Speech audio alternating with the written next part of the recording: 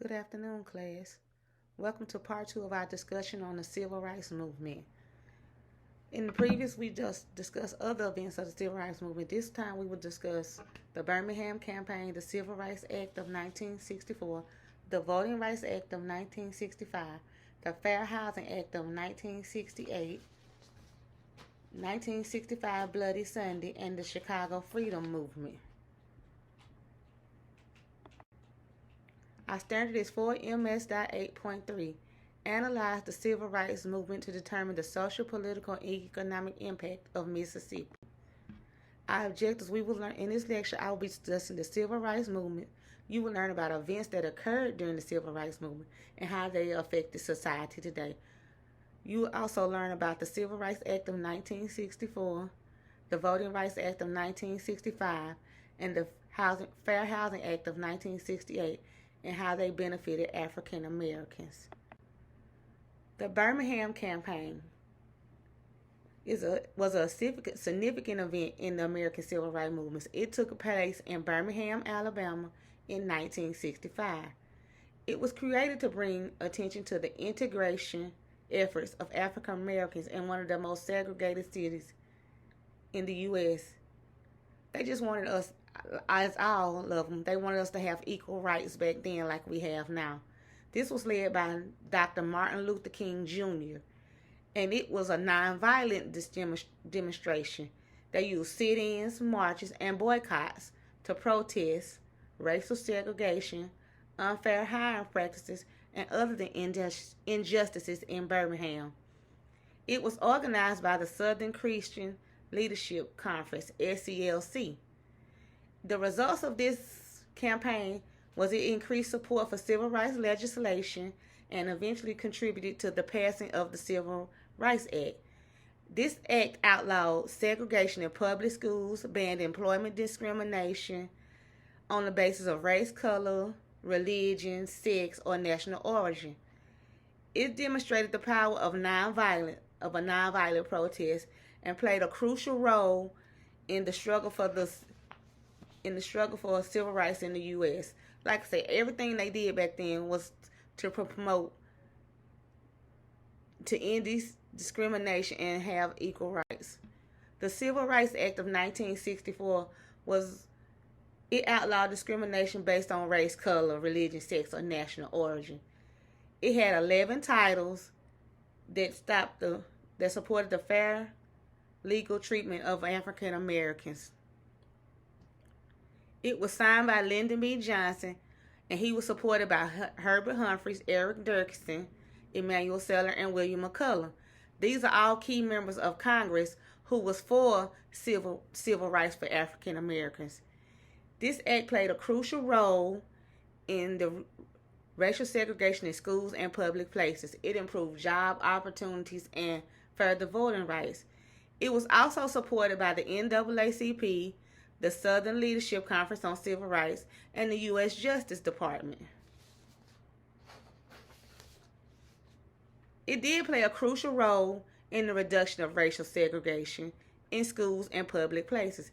It also improved job opportunities and further voting rights, which was good and now a lot of us don't even vote like we should. As much as our ancestors and activists back in the day fought for this, we still don't exercise our right to vote. And it is still a pivotal achievement in American civil rights movement, and it is a cornerstone of all of the U.S. civil rights. In this matter, it did not solve all the problems of discrimination, and further legislation was needed to address additional issues. The Voting Rights Act of 1965. This is another act where they fought for us to have equal voting rights as any other race. And yet again, a majority of us don't exercise our right to vote. And then we also complain when a person is brought in that we didn't want in office, but we still don't go vote. This was a federal legislation in the United States that aimed to overcome legal barriers at the state and local levels that prevented African Americans from exercising their right to vote as guaranteed under the 15th Amendment in the U.S. It was a Martin Luther King Jr., Fannie Lou Hamer, and Ida B. Wells fought for us to get this right. They played an instrumental in laying the foundation for securing and maintaining the right to vote for African Americans. As you can see in the picture, there's Martin Luther King and his wife Coretta. They probably was one of the first ones to actually vote after this act was put in place. This act had immediate and dramatic impact on voter registration and participation among African Americans. Back then, they was anxious to go vote. They fought hard for this right to go vote, and they actually did it. And now we just don't. And another thing that they tried to use to stop us from being able to vote was literacy tests, because the literacy test had made up questions that had nothing to do with voting. It was just a way of eliminating African Americans from voting. They wasn't giving it to the other races. So why give it to African Americans? Because they didn't want us to vote. They felt like our opinion didn't matter. We was not important.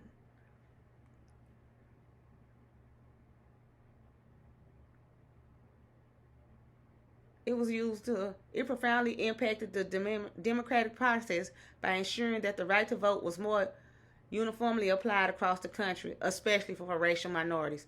That's why I say they eliminated the literacy test so minorities like us, ones that look like us, had the right to vote. It was designed to prohibit discrimination in the sale, rental. The Fair Housing Act of 1968 was designed to prevent discrimination in the sale, rental, and financing of houses based on race, color, religion, and national origin. This was Title 8 of the Civil Rights Act of 1968. This was another thing that the civil rights leaders fought for. Because why shouldn't we be able to live like everybody else? Why shouldn't we be able to have adequate housing just like other people? This law was aimed to eliminate discrimination in housing based on race, color, religion, sex, or national origin. Most of these was just us fighting for us to have the same rights as everybody else. Two senators, Edward Brooks and Edward Kennedy, they argued deeply for the passage of this act because they felt like we should also have the right, just like we felt like we should have it. It had significant effects on the urban development. That means, we was able to live in other places. We was standing out, and we was able to be in places. Even though, some progress was good, some progress wasn't. 1965 Bloody Sunday. It was a focal point for civil rights activists seeking to enforce constitutional voting rights for African Americans. It was a tragic event, and it occurred on March 7, 1965 in Selma, Alabama. It was also televised, so the footage showed how brutal the protesters was treated by Alabama state troopers and local law enforcement. They were attacked after they wouldn't leave from on the bridge. They were attacked with nightsticks, tear gas, and whips. I mean, it was awful. It was bloody. That's why it's called the 1965 Bloody Sunday. It illustrated the extreme violence that activists faced and galvanized public opinion in favor of the movement's goals. That means it was supported by so many that seen this video and seen how unjust these marchers that was not violent, that was doing a peaceful protest, was treated. The march and the subsequent legislation significantly advanced voting rights for all Americans, especially African Americans in the South. Once again, they was voting for our right to vote that we didn't care about, that we don't care about now. It is ridiculous how, we just don't vote like we should. The Chicago Freedom Movement, also known as the Chicago Housing Movement, was another thing that they fought for African Americans to have adequate housing just like other races in Chicago. I'm originally from Chicago, and I'm going to be honest, some of the places I've lived, the apartments I lived in Cabrini Green. It wasn't the best, but it was a step up from what they dealt with back then. It was also a pivotal campaign in the civil rights movement. It was one of the most ambitious civil rights campaigns in the North and focused on challenging systematic racial segregation and discrimination in housing and education, as well as economic disparities. That's just saying they want them to have the same housing as the other race, be able to go to the same schools, and have the same economic status as everyone else.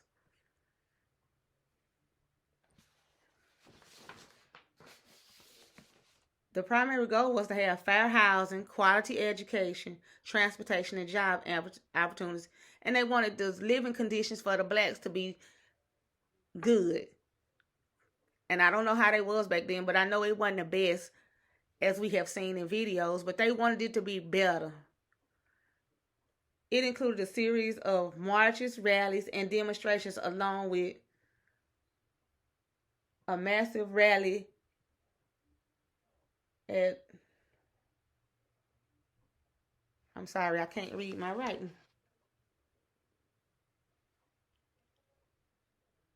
At Soldier Field. I'm sorry about that. It was led by Martin Luther King and the Southern Christian Leadership Conference, James Bevel and Al Rayleigh. They contested systematic segregation and discrimination in Chicago. Like I said, in Chicago where I live, I didn't live in the best neighborhoods, but it was a lot better than what they had. It actually wasn't any whites in the neighborhood I stayed in. It was violent. It was always, as a little girl, I seen so much in Chicago, but it was a step up from what they had to deal with back then. I had heat, I had water, cars, went to schools at some of the best schools. Even though it was, not the best neighborhood, I received some of the best education while I was in Chicago. I had some of the teachers that cared the most because because these people fought for us to have better situations than what they had when they was growing up. The protesters faced intense and violent opposition from white residents and Chicago politicians like Mayor Richard J. Daley. But by the time I got old enough to know, we had a black mayor. And that was another step up. And I just repeated all this. As I said, the importance of events of the Civil Rights Movement conclusion. The Civil Rights Movement was a vital moment in history that addressed the ill treatment of African Americans. It helped to end discrimination, segregation, and improve the economy in the South. Our assignments for this lecture is an independent assignment that's a must-do. Write a report or create a 15-slide PowerPoint on the 1965 Bloody Sunday event. Another independent assignment that's a should-do is answer questions on the civil rights events descriptions. Independent assignment 3, aspire to do research and write a paragraph on one of the events from the Civil Rights Movement. The collaborative assignment must do answer questions about the Civil Rights Act of 1964. And our mastery check will be a civil rights assessment. Thank each and every one for you tuning in. See you next week.